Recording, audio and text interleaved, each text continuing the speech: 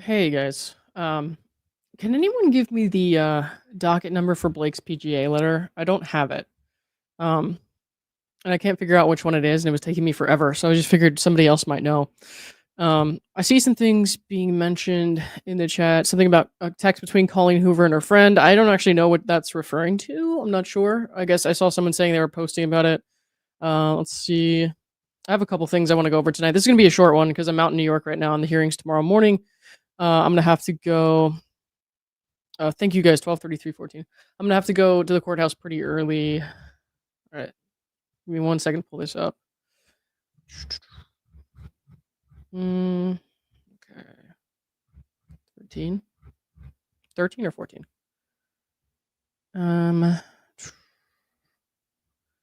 14. Okay.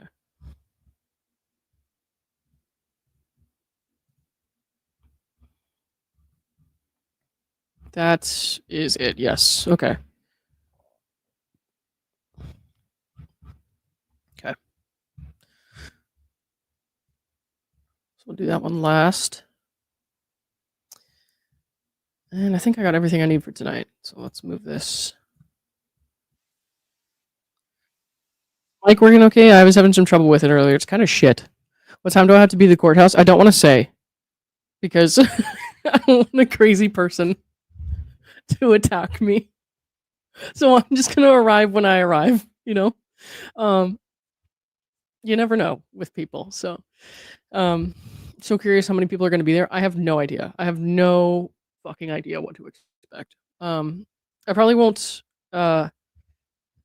get much sleep tonight because I know people are going over early, but I don't know exactly what time anyways. So people are asking, like, I think somebody asked if someone else was gonna go. I want to be careful not to say someone is here if they haven't told people themselves. So I don't want to answer these questions. Is Dave going too? I don't think Dave is going. I would like it if Dave was here, but I don't think Dave is. I don't think Dave is going. No. I do not have a big floppy hat and sunglasses. Okay, here's what we're not gonna do. Even though I think it's funny, the comment is funny, but I beg you to sneer at Ezra. You could claim it is an Elvis impersonation. I'm not gonna sneer at anybody. I'm not gonna act out in any way. I'm not here to cause a scene or anything like that. I'm just gonna respectfully sit in the courthouse and listen to what's going on in the court. Though it is a funny thing to think about, yes. But I will not be doing that. Yes, Andy is here, but I'll see him in the morning. Dave is going for the trial. Yeah, I mean the trial's not till May, so. All right, let's see. I'm gonna pull up these messages and we'll go through them. So, like I said, this is gonna be a relatively short stream. We're gonna go through the messages, some of the message exhibits, the text exhibits. Give me just 1 second here. Is that the one I want to start on? Yes. Okay. Right. So these are messages from Sony. One of the Sony execs is in there, and some other people from Sony. And let me see. I don't know if the names of the other ones on there. I think Angie Giannetti is in one of these. So let me pull up the first set. I'm on my laptop, so everything's a little weird for me. I have to figure out the layout of everything. Hang on. Okay. No, I will not be wearing a wig. Okay, I'm wearing a wig. The court. All right. So these are text messages between, like I said, this guy, Sanford Panich. He is an executive for Sony. And then home here, I believe, is Angie Giannetti. So they're talking about, I guess they're doing the cuts of the film and stuff like that. So Sanford says, Blake said no way on the date. And then he says, now there are 2 cuts. She texted Josh. How do we control her creative control? Angie says there was only 1 cut, the one he, I guess Justin, previewed Friday night. Blake saw this morning, has not responded to Justin yet. Jake mentioned nothing to me. Let's see. Sanford says, and accused Josh of setting up fake screening. Blake accused Josh of setting up a fake screening? She said they hired Screen Engine without consulting her. She's going to demand her own cut. She said, no way on June. So she was refusing that date of June. That's why they had to go to August. So it's pretty clear when you read that text right there. She's going to demand her own cut, and they're trying to get a date. That they were not asking her to make a cut. They didn't volunteer that. She demanded it, and we can see that pretty much in a lot of the other documents that we've seen. But and especially when she's like talking to Colleen, and she's like letting Colleen in the editing room and shit like that, and she's like buttering her up so she can make sure that she gets her cut. And then when she's talking to Josh Greenstein, who is like a total pushover doormat, which I guess I understand to an extent because she was going to like hold shit hostage, but also at the same time, like he should have pushed back a little bit in favor of Wayfarer, who worked for 5 years on that project. He just kind of rolled over when she was like, Blake said in one of the emails to him or the text to him, which I don't have pulled up, but I do remember it. Gelth, please scooter safe. Who's scootering? Sorry, I got distracted. Said that I don't care which one tested better. We're doing my cut. Is that fan too loud, guys? If it is, I can turn it off. Just let me know. But she said even though it doesn't matter, we have to go with one at this point. It doesn't matter if his tested higher. We're going with mine. It's mine, my cut, my movie. You know what I mean? Like she didn't use those exact words, like my movie. You know what I mean? But not in that message, anyways. But you know what I'm getting at. Anyways, so we are now looking at August, I guess, for the premiere or the release date. It was not fake, says Angie. And then Sanford Panich says, eat, pray, love, Julia in August. So I guess they were looking at like what other movies were coming out or something. I don't know what that means.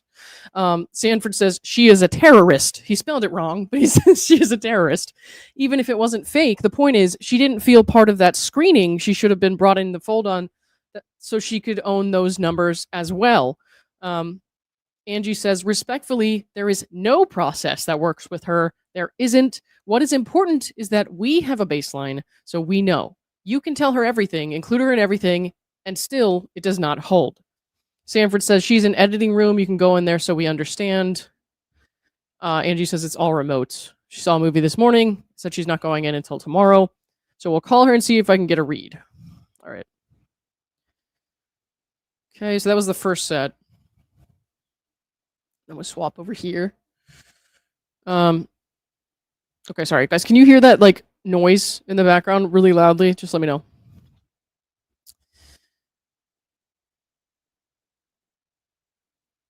Okay. So here's the next set, which was like a couple months later, I think, a few months later. And this is the same guy, Sanford. Says, is the It Ends With Us premiere on Tuesday the 9th? Do you know where it will be held? He says, I can't believe they caved on the producer credit for her. Because she was trying to pressure them to give her the producer credit, and they really didn't want to do it. Which, why should they? It was their movie. Okay.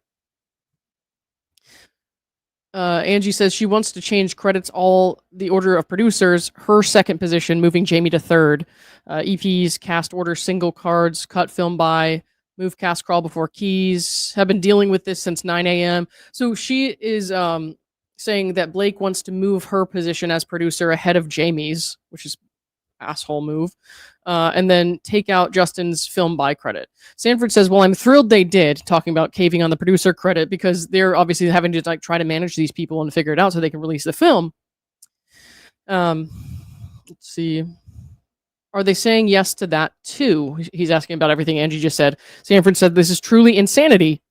Angie says, this is all in New York City, junket, and then she gives the dates for all that.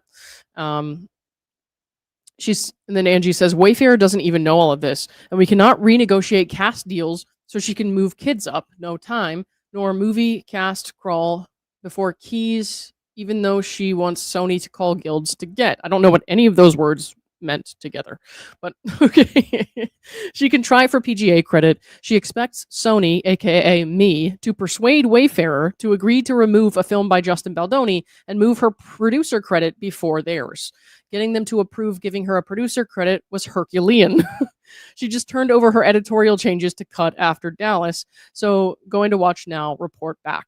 Sanford says, I don't want us to ask them to do that for her, she can ask herself, we've bent over backwards enough. This is getting now to the point of absurdity.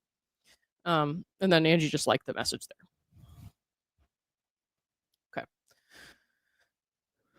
So these are messages from, I don't know, it says Josh Greenstein at the front, but Tara Grant is the one sending them. And these are from 8/11. It says, all this would do is continue to reinforce what everyone is saying, that Blake is a bully. And I don't have any other text here. It just starts right there. This is an email Leslie got, ? Yeah. She's not getting support, even with Daily Mail and New York Post. And then Tara says, she orchestrated all this drama in a totally unsavvy and amateur way and basically threatened you and Sony, and now is mad it backfired on her. Better than the alternative, because she and her team are playing with fire with all this borderline abusive language. That's where shit can spiral, and it hasn't taken hold at all. So she's saying, like, they're really messing around with this borderline abusive language, and it's gonna it could blow up in her face. And it did. Eventually. Okay. So let's swap over to these. So here's again from Sanford Panics. It says, it's quite ironic because she has a huge hit movie headed to 300 million plus and probably will never work again, or not for a while, even though Hathaway recovered. Tom thinks she's probably and bizarrely unhireable right now. And yes, it started right there. Okay. Angie says this will pass. She's going to be fine. An apology to that reporter would help. They're talking about Shasti Fla, I'm pretty sure. Something to survivors too, other than a 24-hour thing on her Insta stories too. I mean, she really could have, like, this all could have gone away very quickly if she'd just done something like that, and like people would have moved on pretty quickly to the next thing. There would have been something else for people to be complaining about, like days or a week later. You know what I mean? Cool. Let's see. Sanford is responding to Angie saying she's going to be fine, basically. He says, no, I disagree. She is done for, at least for a while. It's cooked. She said she's retiring to Josh or something. It will take a few years. Eva Mendes time. I don't know anything about Eva Mendes, really, so I couldn't tell you what he means by that. And then he's still talking about Blake. He says she did it to herself. If she just let him come to the premiere, or didn't make all the cast unfollow him, or kick him off the movie, and did what everyone ever has done in show business for time immemorial, which is protect the show, then none of the sleuthing would have happened. The hair sell at the same time was epic level stupid. She wouldn't listen. She knows better. And then I don't know what this means. INTL is astounding. 150 and 150 could be more. And then Angie says all of this is true. So. This stuff about, like, could have just let him come to the premiere, and the hair sell at the same time was epic level stupid. So she knows that it's not Justin's fault that she did this, because she wasn't taking Sony's advice either when they were trying to help with the marketing. And then Colleen says in her deposition she accidentally told on Blake, because I think they were supposed to say, no, Blake never asked us to unfollow him, because, you know, some of them denied it, or somebody denied it, and Blake, I think, denied it. But Colleen Hoover accidentally told on Blake and was like, they were like, why did you unfollow Justin? And she was like, because Blake asked me to. Okay.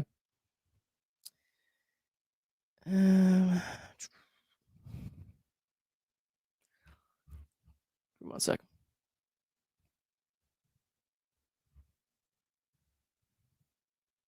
Okay. So there's a couple more things I wanted to read here. Actually, why don't I do this one first, and then I have 2 more things after that. So this, I just wanted to point out here, after what we just read, we know that they didn't ask her to do a cut and like save the movie or any shit like that, right? But here's an email she sent to someone else, which I don't even know who this person is, but it says, from Blake to Sarah, I am so sorry. I have been under it since April, really. I was filming one movie when the studio took the film from the director of the movie I was in post on and asked me to take over. So I have been re-editing the entire film. I brought on my composer and whole team to redo everything. Okay, so she's, listen to what we just read from Sony. And then she's saying, the studio took the film from the director and asked me to take over. Is that what happened? Is that really what happened after everything that we've seen? Why is Hassan Minhaj not talking? Because it's extremely smart for him to stay the fuck out of it, to be honest. That's probably what's best for his career. I'm not judging honestly, if he didn't see a lot of this stuff and like wasn't there for a lot of it, I don't know how much he would have seen.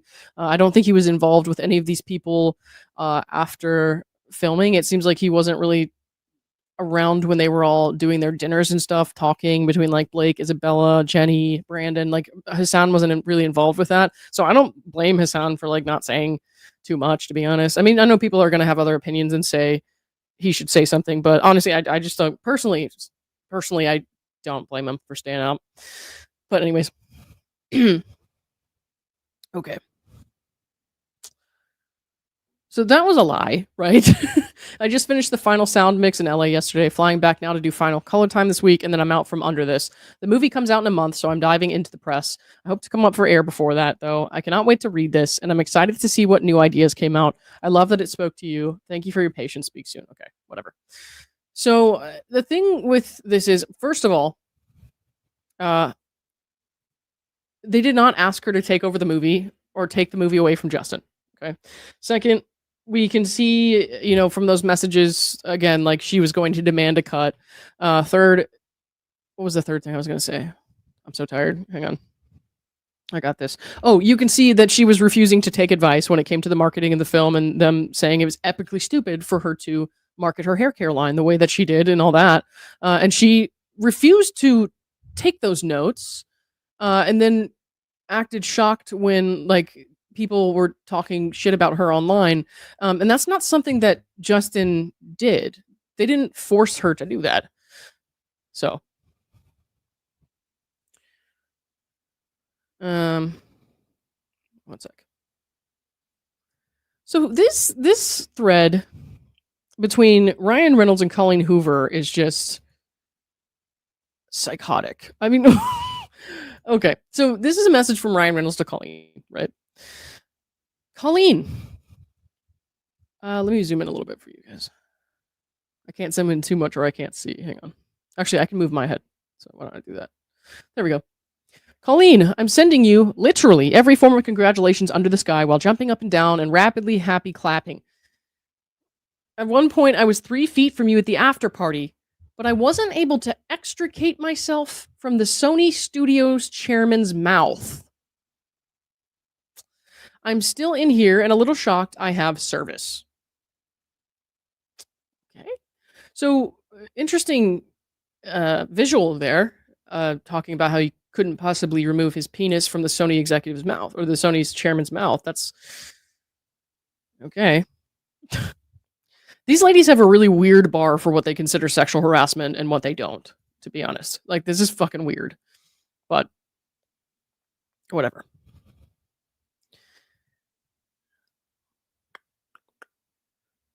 Right, I'm still in here and a little shocked I have service. Holy fuckity fuck. You guys really pulled it off. Like, Colleen, this thing is on fire everywhere, and audiences have wrapped both arms around the film. You and B made something so gorgeous out of ingredients you didn't ask for, which is what makes you both and this whole post-production team so clutch. I heard you guys got a tummy bug and you're stuck in New York. I can't think of anything worse, although it might be your body ridding itself of any residual Baldoni.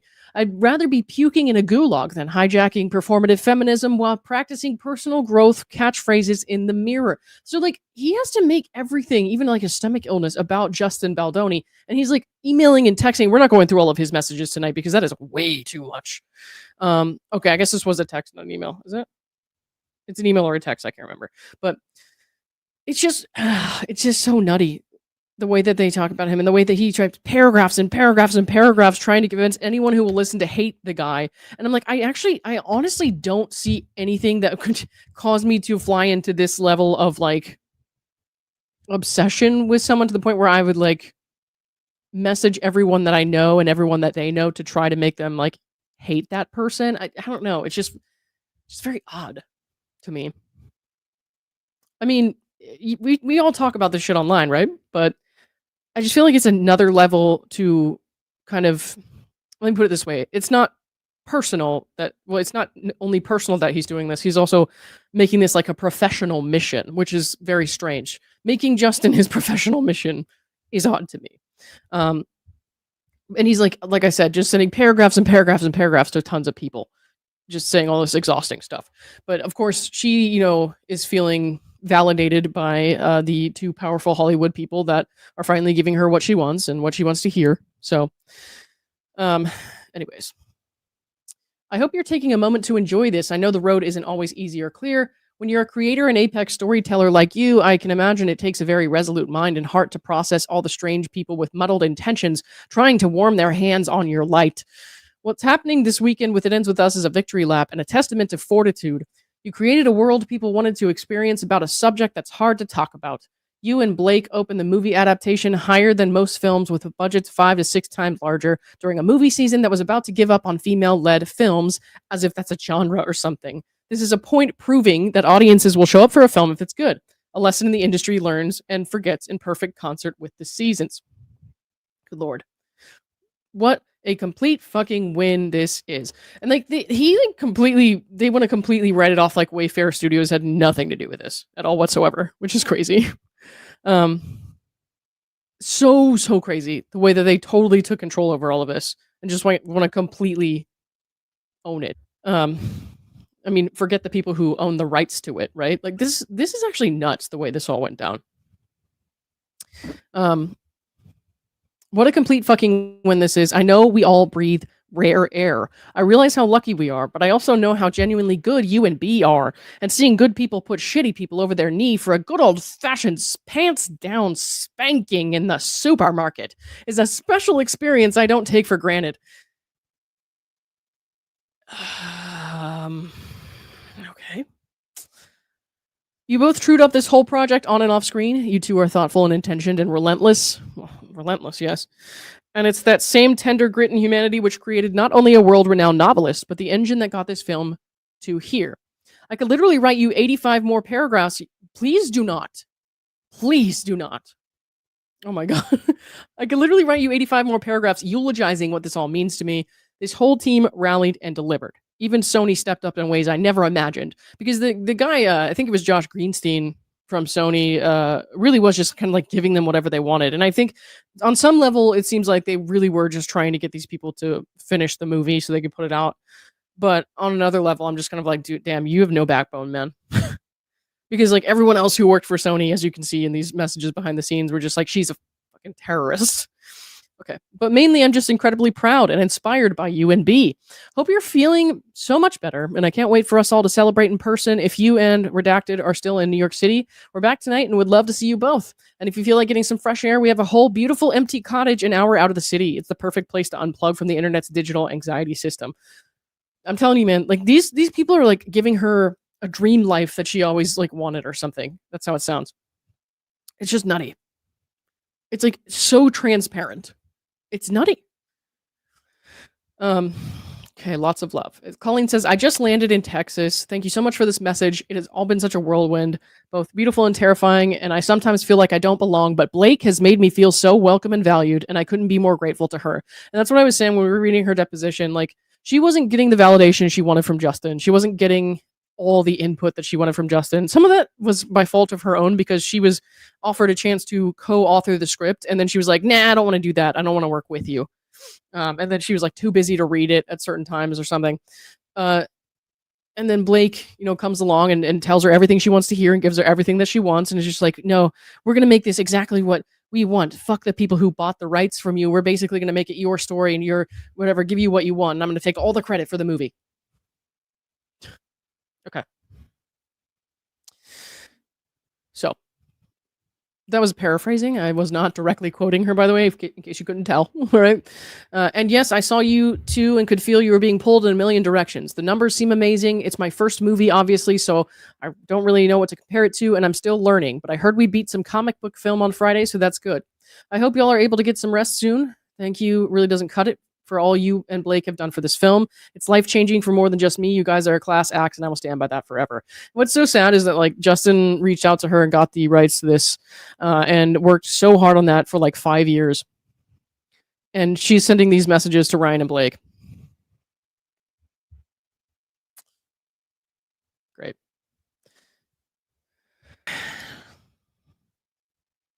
Hold on, guys. 1 second.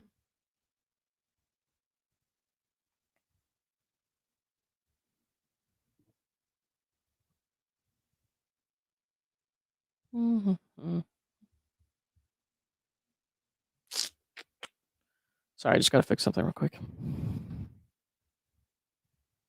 Okay. All right. Ryan says there is no comp for this. That isn't hyperbole. A weekend number that was around 30 million would have been parade worthy, but 45 to 50, maybe more, that's just not something that happens for any movie without spandex or giant IP. This speaks volumes of you and what you've done, and it certainly speaks volumes of B. And I know things have been noisy with that schmuck. He literally hired Johnny Depp's crisis team, which is why social has been so weird. They utilize thousands of bots, and it's all kind of gross. The higher road can be lonely, but the movie opening to this historic number is the checkmate nobody can compete with. I hope you can take this in. It's not only hard fought, but a very rare feeling worth holding on to. Blake has been emotionally wrecked the last couple days, but she's so happy this worked. Hoping we all get to celebrate together soon. So, like, he's out here, he and Blake are out here telling everyone they know, pushing these narratives like, oh, Blake's getting criticism online. It's Justin's fault. They're using bots. They hired, Johnny Depp's PR team. And this is on August 10th. I don't know if Jed Wallace or Melissa Nathan had really done anything yet.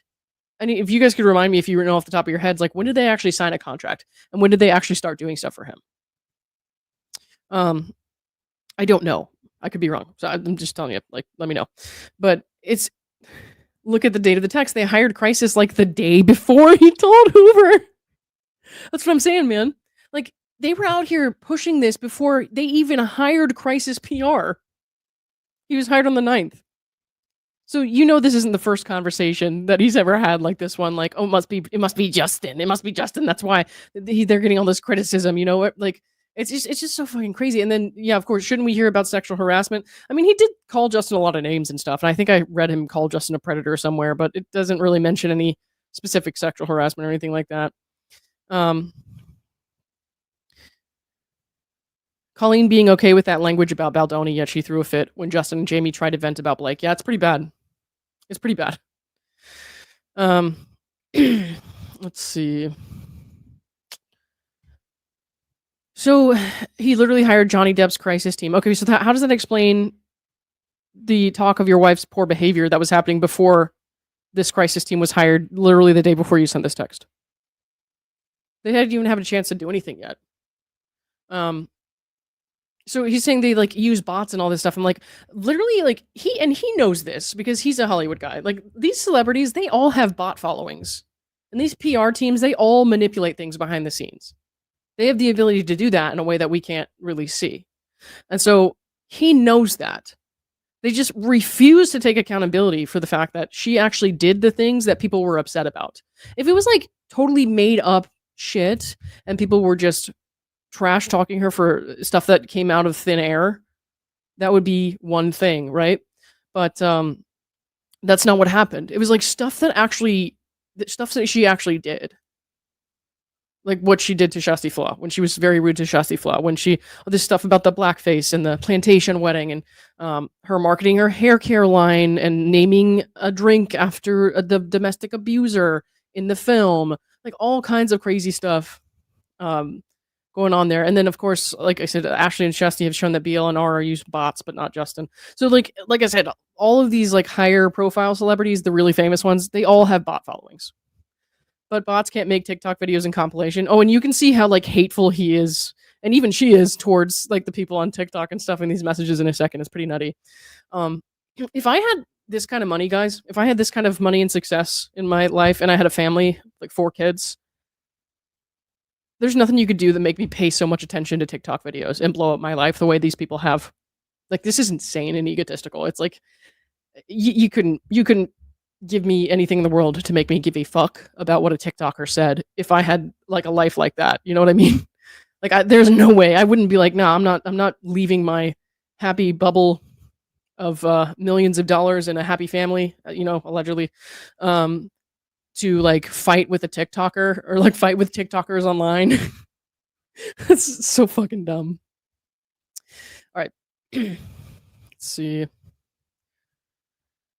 I hope you can take this in. It's not only hard fought, but a very rare feeling worth holding on to. Blake has been emotionally wrecked the last couple days, but she's so happy this worked. Hoping we all get to celebrate together soon.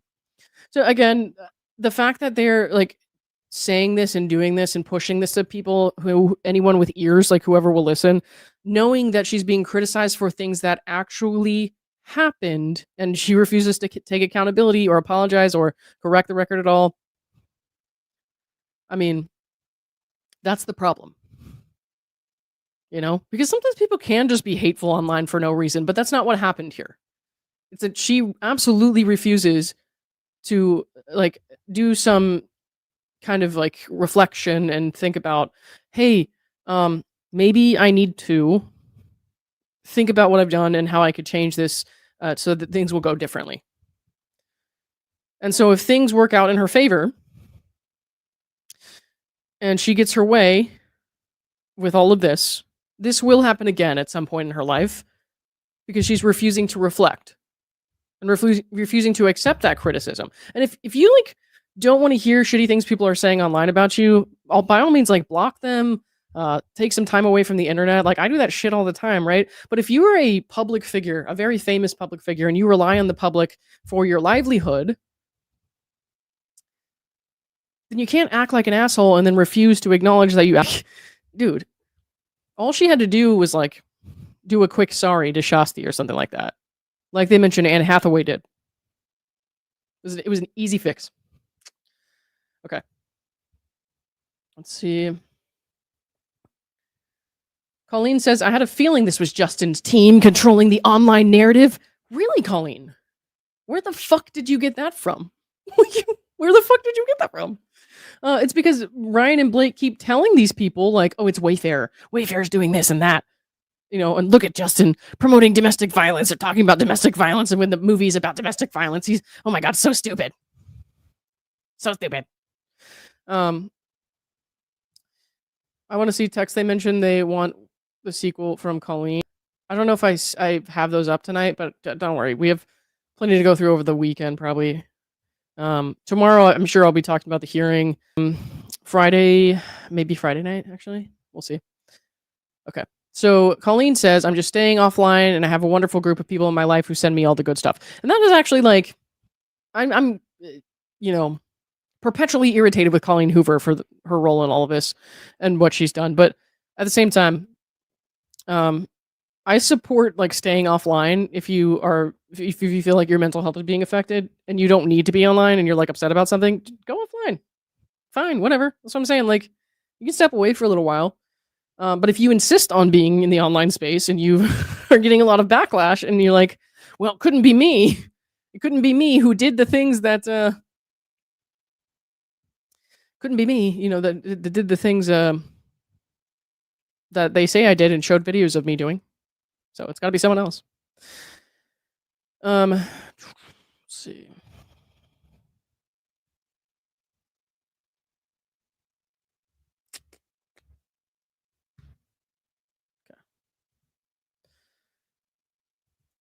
The last few weeks have been challenging and an adjustment and probably why my body shut down this week. I'm used to working in a cave on solo projects where I own all the successes and failures and no one really speculates about how I'm getting along with myself. Being thrust into this head on with absolutely no idea how big it would get and so fast has been jarring. It's why I'm so good at the Irish exits, as Blake says. But with my minimal experience comes to the fact that I have no idea if ignoring everything is the best response. It feels like it for now. It is. It is the best response. But I have no PR team. It's just me and my fabulous intuition. But you guys let me know if you ever need me to respond differently to all this noise. So she's saying, if you ever need me to say anything, if you ever want me to say anything, just let me know. Okay. Yeah, that's the same text right there. It's just repeated. Ryan says, yeah, when he uses a crisis team like that, you can start to see all the strategy they've equipped him with. Who else hired a crisis PR team, Ryan? Was it your wife? Did she hire an ex-CIA employee for crisis PR? I can't remember. Crisis team, and he's doing a role play here. Ryan is. It says crisis team. Okay, Justin, all you do is talk about DV and how wonderful Blake is, and we'll handle the online stuff. No matter what, you keep your feminist advocacy and speak like an emotionally elevated thought leader. Understood? Justin, namaste. Let's get this bitch. How demented is that? That's such a warped perspective. Like, what the fuck? Like, anything but take accountability for the things that people were upset about her for. like upset with her for. Like, this is absolutely insane. Oh my god. This is it is unhinged. And then Colleen laughs at that, of course. Ryan says, and I think the truth about him is already finding its way to the light. It's amazing to me that you can have everybody involved with the production completely run away from a person who is obviously a predator and sociopath, and the narrative must first land on why a woman is the problem.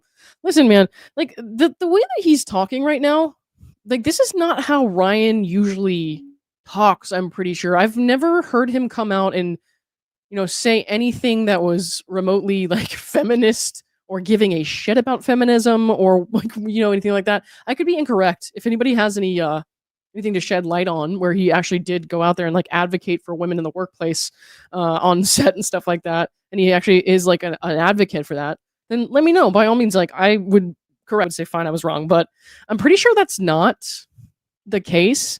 And he is actually harping on this woman thing to kind of exploit the issue here. And you can see she did a lot too in her PGA letter. Okay.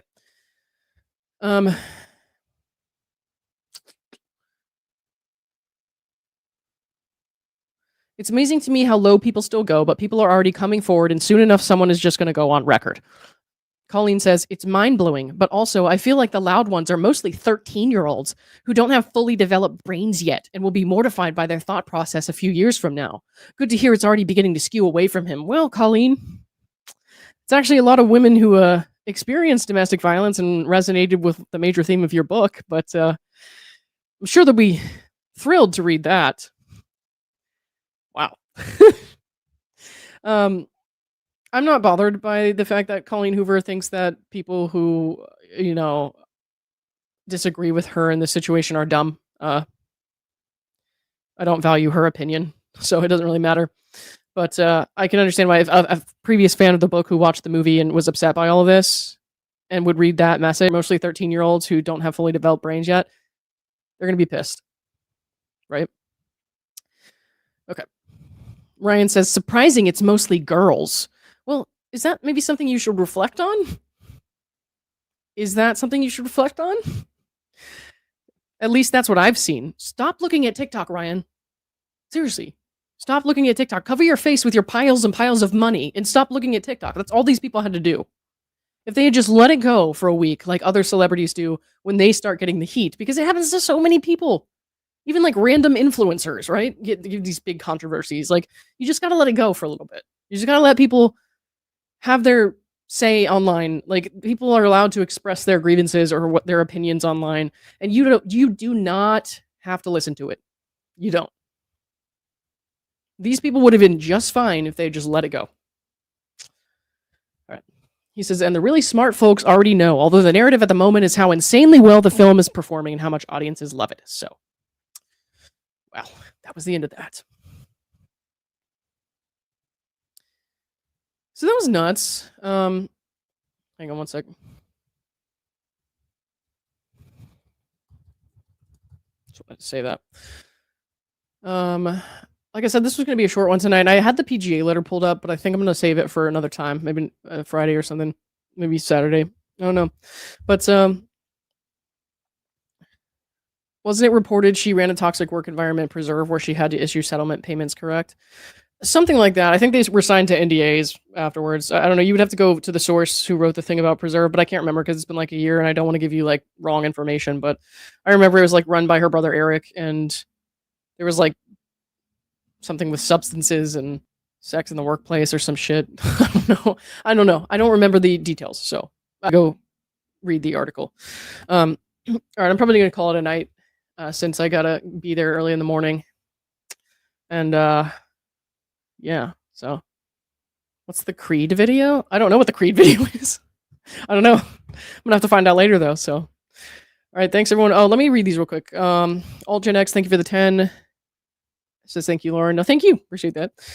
Jill 199, thank you for the $10. Hope this buys a coffee tomorrow. Thank you very much. I appreciate that. Anna, hey, how's it going, Anna? Sup, Lauren? Remember to file your taxes. Anna fan tax attorney. I remember Anna. Yeah, thank you, Anna, for the 20. Don DeVito, thank you for the $20. Thanks for going to New York for the MSJ hearing in support of Justin. Lauren, be safe. Here's some lunch money. Oh, thank you very much. Appreciate that. Parker Posey, thank you for the $2.79. What's alarming is lack is sexual harassment claims in text/mail. I agree. K Bell 25, thank you for the $5. Lauren, ever since you said people thought you were a 17-year-old, I was sold. Hilarious. When did I say that? I can't remember. This does sound familiar. I think it was recent. But yeah. All right. Don't fuck with justice. Thank you for the $2. It says thank you, Lauren. Thank you very much. Appreciate that. All right. Thank you guys. I gotta hit it. So, let me see if I can redirect you to someone though. Is anyone else online? Let's see. Customization. Let's see if anybody is doing something right now. I'm gonna send you over to my friend who's doing a Laura Owen stream. I would appreciate it if you guys could tell her I said hello. And that I sent you. Her name is Loud Little Ducky.